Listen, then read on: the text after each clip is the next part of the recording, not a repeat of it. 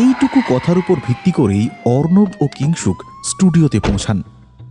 স্টুডিওর বাইরে প্রবেশপথে থাকা ঝরা পাতাগুলো ওনাদের পায়ের নিচে মচমচ করে আহ্বান জানালো। পুরনো সিনেমা স্টুডিও, যেখানে কেউ আর এখন শুটিং করতে আসে না, তবু আজ এখানে ভিড়, কারণ গতকাল রাতে একটি সিনেমার টেস্ট শুট ছিল, আর এই সেটের ফ্লোরেই একজন মারা গেছেন।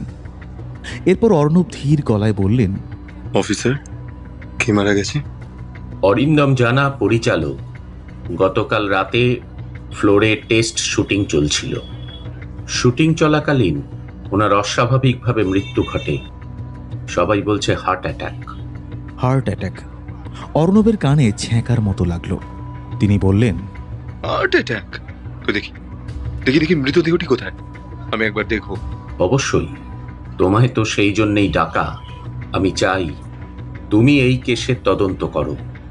তুমি এই কেসের দায়িত্ব নিলে আমি নিশ্চিন্ত হতাম।